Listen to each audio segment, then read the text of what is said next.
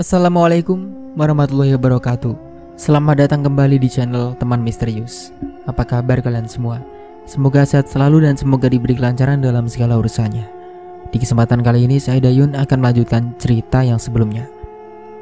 Bagaimana dan seperti apa kelanjutan ceritanya? Tentunya tak usah berlama-lama. Langsung saja kita masuk ke ceritanya.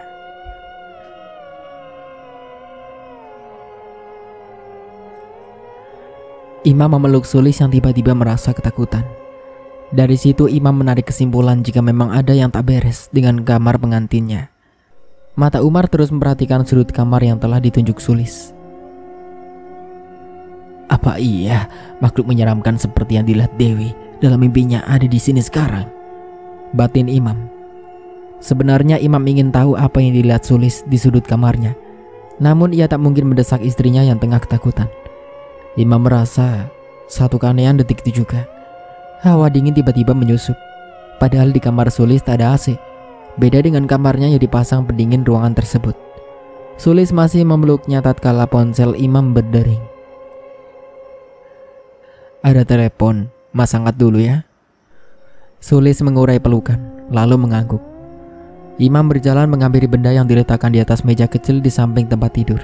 Setelah dilihat dari Juki sahabatnya. Halo bro, gimana? Udah siap belum?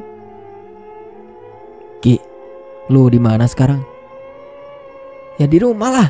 Emang kenapa? Lu bisa ke rumah Nining nggak? What? Gak salah tuh. Masa gue disuruh nyamperin pengantin yang mau asik-asikan? Gimana sih? Gak ada ritual malam pertama. Pokoknya lu harus kesini. Ada sesuatu hal yang harus lu tahu. Apa sih? Serius amat? Ya makanya lu cepetan kemari. Yaudah oke. Gue kesana sekarang. Mau pamit dulu sama emak. Ya udah, gue tunggu. Imam menutup panggilan. Kemudian menoleh ke Sulis yang masih duduk di atas sejadah. Masih berbalut mukena yang belum ia lepas. Kenapa Mas menyuruh Mas Juki datang kemari? Tanya Sulis pada Umar berjalan menghampirinya. Ada sesuatu yang ingin Mas kasih tahu ke dia. Sulis nanti ikut keluar ya. Jangan sendirian di kamar, kata Imam yang sudah duduk di depan Sulis. Iya mas. Sulis anggukkan kepala menyetujui permintaan suaminya. 20 menit kemudian, yang ditunggu pun muncul. Bu Yati menyambut kedatangan Juki yang tersenyum ramah. Juki, udah ditungguin dari tadi, sambut Bu Nur. Si Imam aneh bi. Masa Juki disuruh kesini? Ini kan malam pengantin dia sama Sulis. Kok bisa-bisanya malah pingin ketemu Juki? Udah, jangan banyak protes. Lagian ini juga masih sore. Baru jam 10. Malam masih panjang buat menikmati pengantin baru. Gila Bu Nur yang mempersilahkan Juki masuk. Imam dan Sulis sudah duduk di kursi saat Juki masuk rumah. Duduk Ki, santai aja. Gak perlu merasa bersalah gitu. Gue yang minta lu dateng. Jangan sungkan. Sok dimakan cemilannya. Lu kan paling demen kalau ngemil. Habisin aja. Oke siap.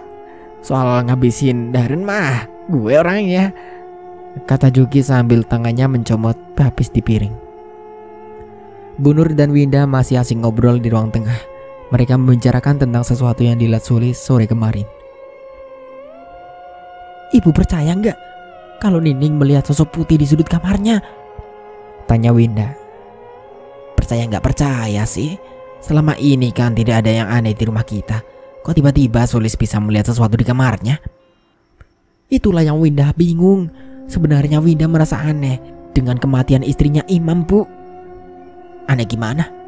Bu Nur menatap lekat anaknya. Imam bilang istrinya meninggal karena sakit. Dua-duanya dibilang sakit. Kok ya aneh begitu? Penyebabnya bisa sama. Padahal mereka baru menikah. Winda yakin ada sesuatu yang Imam sembunyikan dari kita. Jangan berprasangka buruk dulu. Tak baik menuduh sesuatu yang belum jelas kita tahu, ucap Bu Nur bijak. Tapi bu, udahlah Winda. Lebih baik kamu tidur sana. Ibu juga sudah ngantuk. Besok kita harus beres-beres sebelum kepindahan Imam dan Sulis ke rumahnya. Pungkas Bu Nur menyudahi perbincangannya dengan Winda. Oh, kalau soal tempat bertanya mah gue tahu siapa orangnya. Pokoknya dijamin oke. Hasilnya pasti top dah. Juki meyakinkan Imam jika ada seseorang yang bisa membantu memecahkan misteri yang tengah dihadapi sahabatnya itu. "Siapa namanya?" tanya Imam. "Abah Amin. Dia selalu ngobati orang sakit, anak-anak yang rewel, yang kesurupan dan segala macem. Termasuk soal jodoh, dia juga bisa menerawang. Lo percaya deh sama gue. Kapan gue bisa panggil si Abah ke rumah lo?" tanya Juki sambil nyemot papes lagi. "Lu saja Ki. Besok gue persiapan pindahan ke rumah gue. Lebih cepat gue bebas Sulis dari sini. Lebih baik. Sulis sudah ngerasa gak nyaman di kamarnya sendiri." "Sulis, yakin gak salah lihat?" tanya Juki sambil mengunyah bebas. "Enggak tuh. Masa Sulis bohong?" "Ya udah, Mas percaya kok. Sulis jangan khawatir. Mas akan panggilkan Abah Amin untuk menyelidiki keanehan yang terjadi." Imam mengusap bau Sulis yang sedari tadi tak mau jauh-jauh darinya. Keesokan harinya, Imam Umar memboyong Sulis ke rumahnya diantar Bu Nur, Winda dan beberapa kerabat serta tetangga yang dekat dengan rumah Bu Nur. Suami Bu Nur sudah meninggal 2 tahun lalu saat Winda belum lama menikah dengan suaminya sekarang. Hingga saat ini, Winda belum punya anak dan masih tinggal di rumah ibunya karena belum memiliki rumah sendiri. "Ibu titip Sulis ya. Sulis ini anak bungsu, jadi kadang sikapnya bisa manja kayak anak kecil. Nah Imam mesti memaklumi perangai Sulis yang terkadang bisa kolokan," ucap Bu Nur menyerahkan anak bungsunya kepada Imam Umar, sang menantu. "Insya Allah Bu, Imam Umar akan menjaga Sulis baik-baik," sahut Imam. "Sulis, ingat ucapan ibu. Nining telah menjadi seorang istri. Sudah seharusnya Sulis mematuhi perkataan suami. Nah Imam Umar ini lelaki yang baik. Jangan sekali-kali Sulis membantah. Sulis harus menjadi istri yang baik dan disayang suami ya." Sulis mengangguk. Tangan Bu Nur membelai kepala Sulis lalu memeluk putri bungsunya itu. Rasa haru menyelimuti keduanya. Meski berat berpisah dengan sang ibu, Sulis harus ikut dengan suaminya. Sudah menjadi kewajiban seorang istri mengikuti suami kemanapun pergi. Tiba saatnya malam kedua. Sejak selesai sholat Isya, Sulis merasakan kantuk yang berat. Ia merebahkan tubuhnya di atas kasur milik Imam. Imam yang tak ingin meninggalkan Sulis sendirian di kamar, hanya memandang tubuh istrinya yang tengah terlelap. Ada dirinya seperti pengantin lain yang bisa menikmati malam pertama, sudah pasti akan ia lakukan malam ini. Namun ia harus menahan ego kelakiannya demi menyelamatkan nyawa Sulis yang sedang terancam. Dalam tidurnya Sulis bermimpi tengah berjalan sendiri di sebuah jalanan lengang dan sunyi. Di kiri kanan jalan terdapat pepohonan tinggi seperti di hutan-hutan. Sulis ketakutan dan tubuhnya gemetar. Ia berharap bertemu seseorang yang bisa menolongnya. "Di mana aku? Kenapa gak ada orang?" batinnya. Sulis mengawasi keadaan sekitar yang tampak sepi. Jalanan panjang yang hanya menyisakan dirinya membuat hati Sulis diliputi perasaan was-was. Tengah dalam ketakutan itu, mendadak langkah Nining terhenti saat mendengar suara tangisan seseorang. Ia mendengar suara perempuan menangis. Sulis celingak-celinguk mencari sumber suara. Bulu kuduknya meremang seraya bergidik takut. "Siapa sih yang nangis malam-malam begini? Bikin merinding aja," bisikan hati Sulis sambil meraba tengkuknya. Tak lama suara tangisan itu berhenti, disusul kemunculan sosok putih di hadapan Sulis yang sontak saja membuatnya kaget. Siapa kamu?" Sulis bertanya meskipun dirinya merasakan takut. Sosok putih berambut panjang itu tidak menjawab. Ia hanya diam saja, membuat Sulis semakin terasa ketakutan. Mau lari kemana? Ia yakin makhluk itu pasti akan mengejarnya kemanapun dirinya pergi dan berlari. Satu-satunya cara dengan menunggu jawaban dari sosok mirip kuntilanak itu. Perlahan-lahan sosok tersebut menoleh, membuat perasaan Sulis semakin deg-degan. Jantungnya berdegup kencang. Sulis terperangah saat melihat wajah di depannya. Muka pucat disertai tatapan tajam ke arahnya. Nining tak mampu berkata-kata. Ia sangat ketakutan melihat sosok tersebut. Perlahan-lahan tangan wanita tersebut terangkat diarahkan ke Sulis. Sulis tidak mengerti kenapa wanita itu menunjuk dirinya. Tanpa diduga, sosok tersebut meluncur cepat menuju ke arahnya. Sulis merasa terkejut. Sontak ia berteriak keras sambil memejamkan mata. Umar yang baru saja terlelap merasa kaget bukan main. Mendengar cerita Sulis, refleks ia bangun lalu mengguncang-guncang tubuh istrinya. Lis, Sulis, bangun Lis. Tak kalah terkejut dengan Bu Susi. Ia terbangun mendengar teriakan menantunya. Pak, bangun. Pak, itu Sulis kenapa? Ayo kita lihat. Pak Wadi mengusik atau menggeliat, lalu memijingkan mata seraya berkata, Ayah naon bu? Itu Nining teriak-teriak. Ayo kita lihat. Ibu takut terjadi sesuatu dengannya. Bu Susi merasa cemas. Bergegas Pak Wadi bangkit. Lalu mereka melangkah cepat menuju kamar imam. Dengan napas rengal-sengal, Sulis masih berada dalam kamar imam. Dia merasa takut luar biasa. Keringat dingin membasahi sekujur tubuhnya. Imam mengusap-usap punggung Sulis yang masih merasa syok. Tenang ya Lis, kamu pasti mimpi buruk. Ada emas di sini, jangan takut. Pintu diketuk Bu Susi sambil berseru. Buka pintunya, Mam. Ada apa? Masuk aja, Bu. Nggak dikunci. Perintah Imam. Saat pintu terbuka. Kenapa dengan Sulis?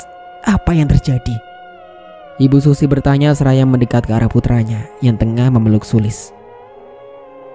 Sulis mimpi buruk, Bu. Entah apa yang dia lihat. Ia masih syok. Sepertinya Sulis melihat sosok menyeramkan, kata Imam. Pak Wadi menyodorkan segelas air putih. Berilah istrimu minum, biar dia lebih tenang. Imam menerima gelas dari tangan Pak Wadi, lalu mendekatkannya ke mulut Sulis.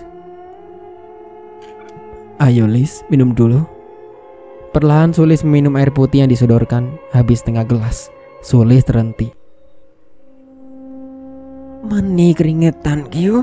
Sulis, kamu teh mimpi apa gelis? Bikin ibu kaget aja. Tangan Bu Susi mengusap lembut kening Sulis. Setelah mengatur nafas menjadi lebih tenang, Sulis baru buka suara. Ada sosok wanita berambut panjang mau menangkap Sulis. Dia terus menatap Sulis dengan mata melotot. Sulis nggak tahu siapa dia. Sosoknya persis seperti yang Sulis lihat di kamar. Sulis menceritakan mimpinya sambil menengadah menatap kedua mertuanya. Pasti sosok itu yang dilihat Dewi sebelum kami menikah, Bu. Kata Imam teringat mimpinya Dewi, mendiang istri pertamanya. Iya, pasti dia. Lalu, kapan siapa mau kesini? Siapa namanya? Bu Susi bertanya kepada Imam. Abah Imin, Bu. Besok dia datang kemari. Juki yang menjemputnya. Jawab Imam. Kamu yakin siapa sanggup menangani masalah kita? Tanya Bu Susi. Insya Allah, Bu. Sebagai manusia kita hanya berikhtiar. Selebihnya kita serahkan kepada Allah. Imam bertutur tanpa melepaskan pelukan dari Sulis. Esoknya, sesuai yang dijanjikan Juki, ia datang bersama Abah Imim. Sosok yang dikenal suka mengobati orang sakit maupun kesurupan itu. Sangat ramah dan murah senyum. Setelah dipersilakan duduk, si Abah lalu mengeluarkan sebungkus rokok. Ia mengambil sebatang lalu dinyalakan. Kepulan asap rokok memenuhi ruangan tempat ia duduk. Santai aja sama Abah mah. Gak perlu buru-buru. Ya tenang aja Bah. Mau seharian di sini juga gak bakal ada yang ngusir. Juki menimpali. Sebenarnya sudah lama kami ingin memecahkan misteri ini. Di pernikahan pertamanya, istri Imam meninggal secara tak wajar. Awalnya kami menduga Dewi terkena serangan jantung, tapi di pernikahan kedua, hal serupa terulang lagi. Vika meninggal persis seperti yang dialami Dewi. Mati dengan tubuh mengejang dan mata melotot seperti melihat sesuatu yang menakutkan. Bu Susi mulai membeberkan asal mula peristiwa kematian yang menimpa dua menantunya terdahulu. Jadi, Imam sudah menikah untuk yang ketiga kalinya? Tanya Abah Imim sambil menatap Imam yang sudah duduk di samping Sulis. Iya Bah, rencananya mau sampai 5. Celetuk Juki. Us, ngomong apa sih kamu? Ki, ini serius tahu? Imam melotot ke Juki. Sorry, gue cuma bercanda. sahut Juki sambil menggerak-gerakkan kepalanya. Bercanda juga ada tempatnya, jangan ngaco. Imam merasa jengkel dengan candaan Juki. Ya sorry, jangan diambil hati Mam. Maaf ya Lis. Mak Juki cuma Hairi bercanda. Nggak ada maksud apa-apa kok. Juki berpaling ke Sulis yang sedari tadi hanya diam. Itu masalahnya. Apa kalian masih menyimpan fotonya Dewi dan Vika? Tanya Abah Imin. Imam dan ibunya saling berpandangan. Kemudian Bu Susi menjawab. Iya Pak, pakai foto asli. Apa yang ditiapi saja? Tanya Bu Susi. Lebih bagus yang asli. Kalau ada foto yang waktu nikahan. Sahut siapa? Maksudnya foto berdua sama saya? Imam bertanya. Ya benar. Sebentar Mbah, mau diambil dulu? Kata Bu Susi seraya beranjak menuju lemari yang ada di ruang tengah. Tak lama berselang, Bu Susi muncul sambil membawa 2 foto pengantin, lalu diserahkan ke tangan Abah. Setelah mematikan nyala rokoknya, Abah Imin menatap kedua foto yang di tangannya dengan seksama. Semua yang ada di ruangan menunggu, dengan harapan terawangan si Abah sanggup memutuskan problem yang tengah mereka hadapi. Abah Imin memejamkan mata dengan kedua tangan, tetap memegang foto Imam dan almarhumah istrinya. Kelima pasang mata memandang bersama ke Abah Imin dengan masing-masing pikiran dan berbagai pertanyaan yang berkeliaran di benak mereka. Beberapa saat kemudian, Abah Imin membuka mata, lalu menatap Imam dan Sulis bergantian. Nyawa istrimu sedang terancam, Cang Imam. Ujar si Abah membuat Imam dan Sulis merasa terkejut. Sama siapa, Bah? Tanya Juki penasaran. Sosok wanita yang ada dalam mimpi istri-istrimu. Jawab si Abah. Siapa wanita itu, Bah? Dan kenapa dia menginginkan kematian istriku? Apa salah dia? Imam melirik ke Sulis yang duduk di sebelahnya. Imam lebih-lebih Sulis sangat penasaran dengan sosok wanita yang kata Abah sedang mengancam keselamatan dirinya. Ini ada hubungannya dengan kejadian masa lalu. Coba Bapak ingat-ingat. Apakah pernah melakukan sesuatu sehingga bertambah tidak baik terhadap kelangsungan rumah tangga putramu? Kali ini Abah Imin menanyai Pak Wadi yang dari tadi fokus memperhatikan dan mendengarkan keterangan si Abah. Mendapat pertanyaan seperti itu, Pak Wadi merenung. Bu Susi pun ikut menatap suaminya yang tengah memikirkan sesuatu. Lama terdiam, Bu Susi menepuk pelan paha Pak Wadi. Iya Pak, ayo katakan, apa yang pernah Bapak lakukan? Desak Bu Susi yang juga merasa penasaran. Didesak pertanyaan yang berkaitan dengan masa lalu, Pak Wadi terasa teringat sesuatu. Ia berpikir, mungkinkah apa yang pernah dilakukannya berimbas pada masa depan Imam? Jika benar begitu, Pak Wadilah yang harus bertanggung jawab atas kematian Dewi dan Vika yang tewas secara tidak wajar. Lama terdiam, Pak Wadi akhirnya memutuskan untuk bercerita. Sudut pandang Pak Wadi. Suatu hari sepasang pria dan wanita tengah duduk berdua menikmati makan siang di restoran. Tak henti-hentinya si wanita terus menatap lelaki yang ada di depannya. Sesekali ia tersenyum aja, memperlihatkan kegenitan agar lelaki yang sedang bersamanya semakin suka kepadanya. Kamu kenapa liatin Mas terus? Suka ya sama wajah Mas yang ganteng ini? Tanya si pria. Maunya Mas gimana? Si wanita malah nanya balik. Ya maunya Mas, kamu makin sayang sama Mas.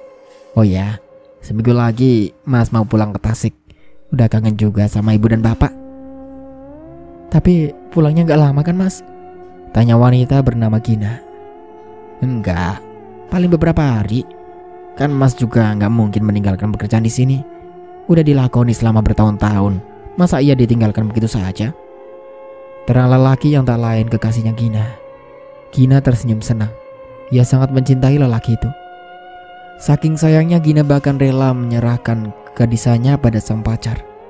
Malam harinya, pria itu kembali datang ke rumah Gina setelah tadi siang mengantarnya pulang. Mas Wadi, kirain gak dateng, sambut Gina dengan kerlingan manjanya. Kan kamu yang minta Mas dateng. Kalau enggak, besok Mas bisa kena semprot kamu. Gila lelaki yang bernama Wadi. Kita di dalam aja yuk Mas. Kebetulan orang tua aku lagi gak ada. Loh, kemana? Tanya Wadi. Tadi sore ditelepon Om Edo, istrinya lagi sakit. Akhirnya mereka pergi dan besok baru pulang katanya. Kesempatan baik nih, batin Wadi. Oh ya sudah, berarti Mas bisa main sepuasnya malam ini, iya kan? Wadi mencolek hidung bangir kekasihnya. Mas bisa aja, kata Gina tersipu malu. Jadilah malam itu Gina dan Wadi berdua-duaan tanpa ada yang mengganggu. Sudah bisa ditebak apa yang mereka lakukan tanpa keberadaan orang tua di rumah. Sepasang manusia yang telah dibuatakan oleh cinta itu tengah bergelut mengumbar syahwat yang tanpa mereka sadari akan berakibat fatal bagi kelangsungan hidup keduanya kelak. Assalamualaikum. Waalaikumsalam. Wadi, akhirnya kamu datang juga. Ibu udah kangen sama kamu, ucap seorang perempuan yang tak lain ibunya Wadi. Sama Bu, Wadi juga kangen sama ibu dan yang lain. Kedatangan Wadi disambut hangat keluarganya. Tak mau menunda lama, ibunya memberitahu rencana perjodohan Wadi dengan seorang gadis bernama Susi, anak dari temannya di masa sekolah dulu. Hal itu membuat Wadi terkejut. Ia tidak menyangka bahwa dirinya akan dijodohkan dengan wanita bernama Susi. Padahal di Cilacap tempatnya bekerja, Wadi sudah memiliki kekasih bernama Gina. Bagaimana mungkin ia bisa menerima perjodohan ini sementara di sana Gina sedang menunggunya? Pertemuan pun tak terelakkan. Wadi terpesona saat pertama kali bertemu Susi, gadis manis dengan tubuh sintal yang membuat hatinya kedat-kedut. Wadi jatuh cinta kepada Susi, apalagi melihat senyuman Susi. Makin sukalah ia pada gadis itu. Emang Susi suka sama Mas? Tanya Wadi di suatu pagi saat bertamu ke rumah Susi. Ditanya begitu, Susi tersenyum malu-malu. Menurutnya wajah Wadi tampan. Jelas dirinya tak menolak saat bertemu Wadi yang berpawakan tinggi itu. Kalau Susi suka sama Mas, mau nggak Susi jadi pacar Mas? Wadi mengerdipkan sebelah mata. Makin serseranlah Susi kala itu. Susi tak pernah tahu bahwa Wadi telah memiliki kekasih di Cilacap. Sejak saat itu, Wadi dan Susi mengikrarkan diri sebagai kekasih yang saling mencintai dan tak terpisahkan. Suatu hal yang membuat Wadi kagum dan penasaran. Susi bukan tipikal cewek yang mudah terkena rayuan gombal lelaki, dibujuk dengan cara apapun. Tak mudah bagi Wadi untuk membuat Susi mau ia sentuh, walau hanya sekedar ciuman di pipi. Mas, seorang perempuan itu harus bisa dijaga kehormatannya. Agama mengajarkan agar kita jangan mudah tergoda bujuk rayu setan yang akan menyesakan. Kita memang pacaran Mas, tapi belum saatnya bersentuhan. Jika Mas ingin menciumku, Mas harus nikahi aku dulu. Gak perlulah pacaran lama-lama. Kalau Mas sudah serius, kita nikah. Gimana? Ditantang menikah, Wadi ketar-ketir. Ia sangat mencintai Susi. Tapi bagaimana dengan Gina yang selalu bersedia diajak bercinta tanpa menolak sedikit pun? Di zaman sekarang, wanita berprinsip kuat seperti Susi sangat langka. Itu sebabnya Wadi tak ingin kehilangan Susi. Ia harus mencari cara agar bisa meninggalkan Gina tanpa dia merasa curiga ada wanita idaman lain dalam hatinya. Sementara itu di tempat lain, Gina hanya memandang piring berisi nasi dan ayam kecap kesukaannya tanpa berniat mencicipi. Mendadak dirinya kehilangan selera makan. Sama sekali tak mau menyantap makanan yang ada di depan mata. Kenapa, Gin? Kok gak dimakan? Biasanya kamu sangat lahap makan ayam, ucap ibunya Gina yang merasa heran dengan kelakuan putrinya. Enggak Bu, selera makanku mendadak hilang. Mana kepalaku pusing lagi, mual-mual juga, sahut Gina sembari memijit keningnya. Kamu sakit, Gin? Tanya ibunya khawatir. Masuk angin kali Ibu, keseringan naik motor sama Mas Wadi, ucap Gina asal menjawab. Padahal dirinya merasa curiga telah terjadi sesuatu dengannya. Setelah menaruh motor di halaman depan, Gina bergegas masuk ke dalam rumah. lantas berjalan cepat menuju kamarnya. Ia tutup pintu lalu menguncinya. Dengan cepat tangannya meraih sesuatu di dalam tas. Alat tes kehamilan ini telah ada dalam genggamannya. Gina masuk ke kamar mandi setelah menampung air seni ke dalam sebuah wadah kecil. Dengan tangan gemetar, Gina mulai mencelupkan tes pack yang ia beli tadi di apotik. Sekian detik kemudian muncul 2 garis warna merah dan sangat jelas. Mata Gina terbelalak. Tepat sekali dugaannya jika dirinya tengah hamil benih Wadi. Lelaki yang sangat dicintainya itu telah berhasil mengambil Gina. Bagaimana ini? Apa yang harus kukatakan pada Mas Wadi? Dia harus bertanggung jawab dengan kehamilanku. Gina membatin. Teringat Wadi yang sudah seminggu ini tidak menemuinya dengan alasan sibuk bekerja. Wadi yang baru saja teleponan dengan Susi senyum-senyum sendiri sambil merebahkan dirinya di ranjang. Matanya menatap langit-langit kamar sembari membayangkan wajah Susi yang bermain-main di pelupuk mata.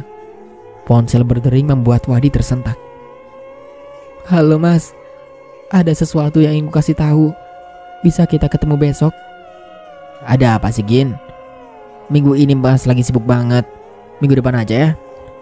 Gak bisa Mas, ini masalah penting. Pokoknya kita ketemu. Gak ada alasan apapun. Ditutupnya sambungan telepon dengan kasar. Gina benar-benar dilanda gelisah. Pikirannya berkecamuk. Khawatir Wadi tidak mau bertanggung jawab atas kehamilannya. 1 jam lebih lamanya Gina menunggu kedatangan Wadi. Namun yang ditunggu tak kunjung menampakkan batang hidungnya. Gina berjalan ke sana kemari dengan perasaan kesal. Sengaja ia memilih ketemuan di rumah temannya. Tetapi Wadi tetap tidak muncul.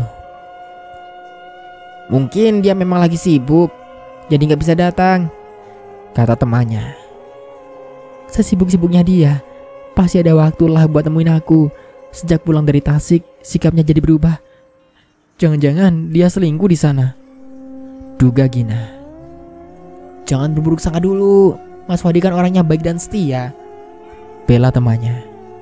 Emang dia baik dan setia, tapi aku merasa aneh aja semenjak dia pulang dari sana. Akhirnya Gina mencoba menghubungi Wadi lagi. Panggilan terhubung. Halo Mas. Sudah aku bilang Mas lagi sibukin. Panggilan teleponmu sangat mengganggu. Tapi aku udah nunggu lama Mas. Ada yang mau aku omongin. Ngomong aja sekarang. Mas gak punya banyak waktu. Mas kok jadi aneh sih? Sudahlah, jangan basa-basi. Apa yang mau kamu omongin?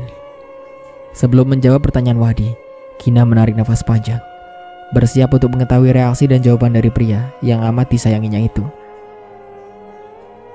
Aku hamil Mas, udah telat sebulan. Akhirnya keluar juga ada yang ingin Gina sampaikan untuk Wadi. Tentu saja Wadi merasa terkejut, tidak menyangka jika Gina sedang hamil. Apa? Kamu hamil? Ulangnya. Iya Mas, aku mengandung benihmu. Kamu harus tanggung jawab. Wadi tampak dilanda resah dan gelisah. Sungguh di luar dugaan jika saat ini Gina tengah mengandung benih cintanya. Padahal selama ini dia hanya menikmati kesenangan semata tanpa memikirkan akibatnya. Tidak lama lagi aku akan menikahi Susi. Jangan sampai Gina tahu tentang hal ini, batin Wadi. Melihat kedatangan Wadi, binar bahagia terpancar dari wajah Gina. Tanpa ragu Gina memeluk kekasihnya. Namun Wadi tak memberikan reaksi apapun. Ia hanya diam membuat Gina penasaran. Kamu kenapa Mas? Tidak senang ketemu aku? Tanya gadis bertubuh sintal itu. Wadi menggeleng, lalu mendekati kursi dan mendudukinya. Diikuti Gina yang juga ikut duduk di hadapan Wadi. Mas, kamu harus cepat nikahin aku. Kalau enggak, lama-lama perut ini akan semakin membesar Mas. Aku tak mau sampai kedua orang tuaku tahu. Mereka bisa marah dan mengusirku dari rumah. Dulu Mbak Leni juga diusir dari rumah karena ketahuan hamil sama pacarnya. Sampai sekarang hubungan Mbak Leni sama ibu dan bapak kurang baik. Mereka juga pasti akan mengusirku jika tahu aku sedang hamil. Bagaimana Mas? Apa yang harus aku lakukan? Kegalauan mendorong Gina mendesak Wadi agar mau menikahinya. Namun Wadi merasa bingung. Ia harus menentukan pilihan dengan menikahi Susi dan terpaksa harus meninggalkan Gina. Menurut Mas, lebih baik. Jangan bilang Mas suruh aku menggugurkan kandungan ya.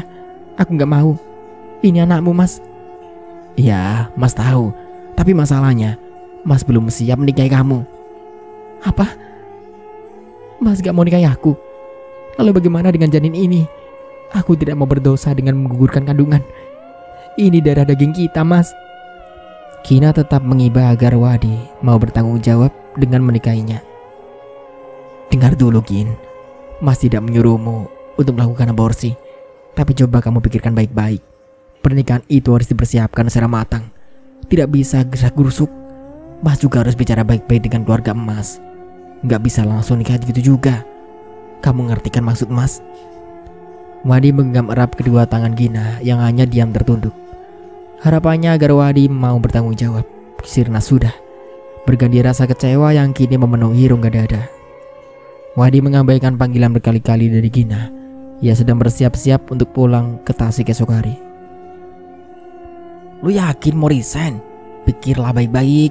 Jika lu mendadak berhenti kerja lalu balik ke Tasik, hal itu malah akan menimbulkan kecurigaan buat si Gina. Kasihan dia, bro. Lu jangan mau enaknya aja. Lu masih tanggung jawab. Dahlah, Dun. Gak ada lagi yang harus gua pikirkan. Tekadku udah bulat untuk berhenti kerja dan meninggalkan kota Cilacap. Lu bilang jangan kalau gua mau nikah. Lu mesti simpan rahasia ini rapat-rapat. Jangan sampai Gina tahu alasan kepulangan gue. Kalau lu mau, lu pacari aja si Gina dan jadi bapak dari bayi yang dikandungnya. Tega banget lu sama Gina. Dia udah nyerahin segalanya ke lu. Lu malah gak mau ambil pusing dengan keadaannya saat ini. Gimana kalau dia bunuh diri? Pertanyaan Madun membuat Wadi terperangah. Lu jangan asal ngomong ya, Dun. Gue emang udah bikin si Gina hamil. Tapi kita melakukannya suka sama suka. Gak ada terpaksa maupun disiksa. Kalau sekarang dia bunting, ya risiko lah. Kenapa dia nyerahin tubuhnya ke gua? Gue kan kucing. Ya gak mungkin biarin ikan pada terunggak di depan mata gua. Ya gue makanlah sepuasnya. Wadi semakin berang. Gue gak nyangka ternyata lu bajingan, Matt. Hanya karena keadaan cewek lain, lu tega ninggalin pacar sendiri yang lagi hamil dan butuh sandaran lu. Badun hanya geleng-geleng kepala melihat tingkah Wadi yang telah dibutakan oleh cinta kepada gadis bernama Susi. Selamat Wadi sudah tidak bisa berpikir jernih untuk melanjutkan hubungan dengan Gina. Tujuannya sekarang adalah pulang kampung dan bersiap menikahi gadis idaman di hatinya. Gina terisak di kamar mandi. Air mata tak henti mengalir membasahi pipi mulusnya. Ia tidak menyangka Wadi tega meninggalkannya tanpa pesan apapun. Jangankan minta maaf. Saat berhenti kerja dan memutuskan untuk pulang kampung, Selamat Wadi hanya sekali tak memberitahunya. Bahkan nomor kontak yang Gina simpan di HP-nya sudah tidak aktif lagi. Kemana lagi ia harus mengadu? Lelaki berwajah ganteng keturunan Jawa Sunda itu mendadak hilang bak di telan bumi. Gina tak bisa membayangkan gimana kehidupan dia ke depannya tanpa Wadi di sisinya. Selama ini Gina sangat memuja-muja kekasihnya sebagai pria yang baik, mesra, romantis dan penuh cinta. Perlakuannya yang begitu manis dan lembut nyatanya hanya kebagian saat yang kini telah menolehkan kenangan buruk dalam hidupnya. Luka batinnya serasa disayat sembilu yang tidak pernah Gina duga. Ternyata Wadi sudah mempunyai calon istri yang tak lama lagi ia akan menikah. Sebuah pernikahan yang berimbas rasa kecewa, sakit hati dan penyesalan tiada henti. Gina menyesal kenapa dulu dipertemukan dengan Wadi, lalu jatuh cinta kepadanya, jika pada akhirnya dia yang tersakiti. Katakan pada aku, Mas, apa yang sebenarnya terjadi? Kenapa Mas Wadi berhenti bekerja dan pulang ke Tasik tanpa memberitahuku? Aku yakin ada yang dia sembunyikan dariku. Jawab, Mas, jangan bikin aku penasaran. Desa Gina pada Madun sewaktu dia mencari Wadi ke tempat kosannya. Namun Wadi sudah tak ada di sana. Sebenarnya aku gak tega mau bilang ini sama kamu, tapi apa boleh buat. Aku juga gak nyangka si Wadi bisa bersikap seperti itu. Dia sudah dijodohkan dengan seorang gadis di kampungnya dan tak lama lagi mereka akan menikah. Itu yang dibilang Wadi pada aku. Meski merasa tak enak hati, Madun terpaksa membeberkan rahasia Wadi kepada Gina. Mendengar penuturan Madun, dunia seakan runtuh menimpa dirinya. Di luar dugaan, rupanya Wadi telah dijodohkan dengan wanita lain. Dunia menjadi gelap gulita bagi Gina. Hatinya tersakiti, jiwanya terguncang. Hidupnya telah hancur dikarenakan keegoisan seorang lelaki bernama Wadi yang tanpa perasaan tega meninggalkannya dalam keadaan hamil tiada pertanggungjawaban. Dan plak. Tamparan keras mendarat di pipi mulus Gina. Sang ayah murka mengetahui kehamilan putrinya. Dulu putri sulungnya telah membuatnya malu dengan hamil di luar nikah. Sekarang hal yang sama terulang lagi pada anak bungsunya. Bapak pernah bilang sama kamu, jangan dekati laki-laki itu. Dia datang dari luar kota dan kita tidak tahu asal usulnya. Apa yang terjadi sekarang, Kamu hamil gara-gara dia. Bapak tidak mau tahu. Kamu cari laki-laki itu dan minta tanggung jawabnya. Jangan pernah kembali sebelum membawa laki-laki itu kemari. Kemarahan sang ayah telah membuat Gina semakin terpuruk. Kemana dia harus mencari Wadi? Masih mending dulu pacar kakaknya mau bertanggung jawab. Tapi bagaimana dengan dirinya? Berkenalan, lalu jatuh cinta. Kemudian memadu kasih tanpa terikat pernikahan suci. Kini meninggalkan kehamilan yang butuh pertanggungjawaban. Namun apa daya, Gina tak mungkin bisa menemukan Wadi. Satu-satunya cara ia harus meninggalkan rumah dalam keadaan hamil. Untuk sementara Gina tinggal di rumah Wiwin temannya. Tapi aku tak bisa terus menampung kamu di sini. Apa kata orang tuaku nanti? Lebih baik kamu ikuti saran Mas Wadi untuk... Gila kamu ya. Kamu dan Mas Wadi sama gak warasnya. Aku sudah berdosa dengan melakukan hubungan di luar nikah. Masa harus ku tambah lagi dengan menggugurkan kandungan ini? Gina tidak terima dengan usul temannya. Ya wis mau gimana lagi? Kamu gak mungkin bisa menemukan Mas Wadi. Emangnya kamu sudah siap dengan cemoohan orang-orang? Bapakmu juga gak mungkin mau menerima kamu. Sekarang pikirkan baik-baik rencanamu ke depan. Aku cuma kasihan saja sama kamu. Malam itu Gina merasa gelisah. Dirinya sadar telah melukai perasaan orang tua dengan kehamilannya. Namun ia tak mau menambah dosanya dengan membunuh janin yang tak berdosa. Tangannya meraih ponsel. Dibukanya galeri yang memperlihatkan foto selfie-nya dengan Wadi. Seketika bayangan kemesraan yang terjalin di antara mereka melintas satu persatu dalam ingatan. Mas Slamet, begitu besar rasa cintaku padamu hingga aku tak ingin kehilanganmu. Namun ternyata kau tak lebih dari seorang lelaki bajingan yang hanya akan mau menikmati tubuhku saja. Habis manis supah dibuang, kini kau cempakkan aku setelah diriku berbadan dua. Jika terjadi sesuatu padaku, kaulah orang pertama yang harus bertanggung jawab. Tak akan kubiarkan hidupmu bahagia di masa tua nanti. Akan kubuat keturunanmu merasakan kepedihan yang aku rasakan. Anakmu harus merasakan bagaimana rasanya kehilangan orang yang dia sayang. Daripada harus kehilangan anakku, lebih baik ku akhiri saja hidupku. Toh takkan ada laki-laki yang mau menerima wanita hamil sepertiku. Mas Slamet, tunggu pembalasanku. Gina mengusap air mata yang membasahi pipinya. Kemudian ia keluar kamar, diiringi satu tekad yang telah tertanam kuat di hatinya. Win, aku mau keluar sebentar, nyari soto, ujar Gina kepada temannya yang lagi asik main HP. Oh, aku antar ya, kata temannya. Gak usah Win, deket kok di depan, jawab Gina. Lantas ngeloyor pergi dengan berjalan kaki.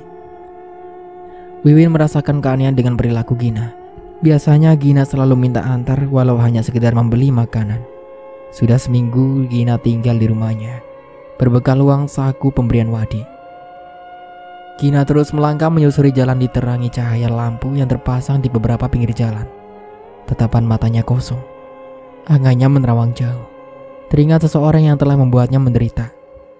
Tiba di persimpangan, Gina berbelok ke kanan menuju arah stasiun kereta api. Seseorang pengendara motor yang melihat wanita berjalan sendirian memelankan laju kendaraan seraya menghampirinya. Mau kemana mbak? Mari saya antar. Gina menoleh. Gak usah mas, deket kok, sebentar lagi sampai, jawabnya. Tapi kasihan si mbaknya jalan sendiri. Emang gak ada yang ngantar? Tanya pengendara motor lagi. Gak perlu diantar, deket kok. Untuk sementara aku cukupkan dulu ceritanya sampai di sini. Sampai jumpa kembali di part berikutnya. Saya Dahyun pamit undur diri. Kurang lebihnya mohon maaf. Wassalamualaikum warahmatullahi wabarakatuh.